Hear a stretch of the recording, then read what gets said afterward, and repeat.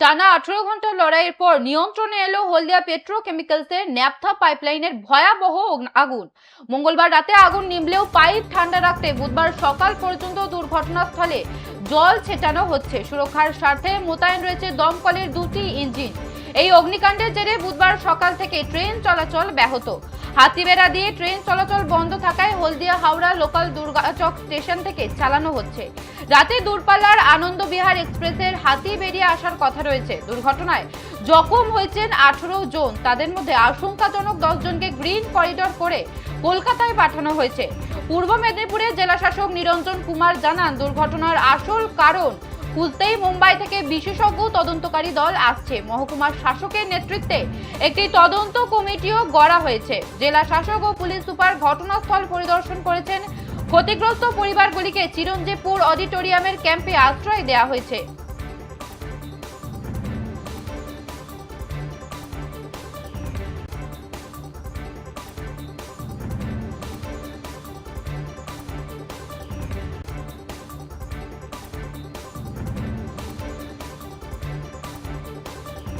নজর রাখছি হলদিয়া থেকে হলদিয়ার ন্যাপথা পাইপলাইনে আগুন 18 ঘন্টার চেষ্টায় নিয়ন্ত্রণে এখনো ব্যাহত ট্রেন চলাচল। এই মুহূর্তে দেখাচ্ছি যে সময় অগ্নিকাণ্ড ঘটেছিল সেই মুহূর্তে সিসিটিভি ফুটেজ দেখাচ্ছি আপনাদের। টানা 18 ঘন্টা লড়াই পর নিয়ন্ত্রণে এলো হলদিয়া পেট্রোকেমিক্যালসের ন্যাপথা পাইপলাইনের ভয়াবহ আগুন। আর সেই ভয়াবহ অগ্নিকাণ্ড সিসিটিভি ফুটেজে ক্যাপচার হয়েছে, সেই ছবি আপনাদের দেখাচ্ছি। মঙ্গলবার রাতে আগুন নিভলেও পাইপ ঠান্ডা রাখতে বুধবার সকাল পর্যন্ত দুর্ঘটনাস্থলে জল ছেটানো হয়েছে। সুরক্ষার স্বার্থে মোতায়েন রয়েছে দমকলের 2টি ইঞ্জিন।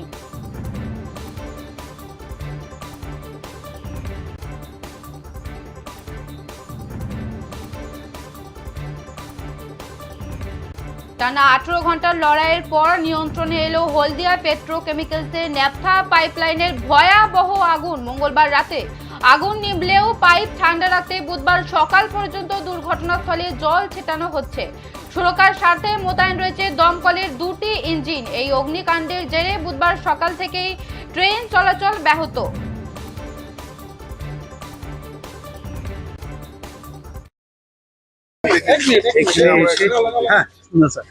এখানে মোটামুটি কি জানা গেল, কিভাবে আগুনটা লাগলো, আগুন কিভাবে লেগেছে ওই জন্য তদন্ত চলছে। ওনাদের যে টিম আসবে মুম্বাই থেকে HPL কে, ওরা তদন্ত করে বলতে পারবে কেন আগুন লেগেছে। এখন যে আছে প্রাইমারি কাজ আমাদের priority basis pay, urgent basis pay কি আগুন নিভানোর জন্য, তো ওইটা পুরো চেষ্টা চালিয়ে যাচ্ছেন এনারা। মেন সোর্স যে আছে গ্যাসকে ওইটা বন্ধ করে দেওয়া হয়েছে। আর পাইপ লাইন যে গ্যাস আছে ওইটা যখন পর্যন্ত পুড়ে না যায় তখন পর্যন্ত একটু এই জ্বলতে থাকবে, যে এখন পর্যন্ত আপডেট এনারা দিচ্ছেন। তার সাথেও চেষ্টা চালিয়ে যাচ্ছেন কি কিভাবে কমসে কম সময়ে আমরা এই আগুন নেভাতে পারবো। কতজন ইনজিওর হয়েছে এখনো পর্যন্ত যেটা খবর হয়েছে? আমাদের কাছে যে ইনফরমেশন ছিল তার অনুযায়ী 19 জন ইনজিওর্ড হয়েছিলেন। তার মধ্যে 3 জনকে তো প্রাইমারি ট্রিটমেন্ট করে ছেড়ে দেওয়া হয়েছিল। তারপরে যে আছে 6 জন এখানে আছেন, 9 জনকে কলকাতা রেফার করা হয়েছে। আমাদের কাছে স্পেসিফিক অভিযোগ এলে অবশ্যই আমরা তদন্ত করব এবং দোষী যদি আমরা পেয়ে যাই তাহলে তার অবশ্যই আমরা আইনি যে পদক্ষেপ আছে, আইনি ব্যবস্থা আছে অবশ্যই নেব। জেলার হাসপাতালে কি কেউ এখনো চিকিৎসাধীন রয়েছে না সবাইকে? আমাদের দুর্গাচক হসপিটাল যেটা আছে সরকারি হসপিটাল, সেখানে আমাদের কিছু মানুষ চিকিৎসারত আছেন, আর বাকি যারা ফরওয়ার্ডেড হয়েছিলেন তমলুকে তাদেরকে কলকাতায় রেফার করা হয়েছে।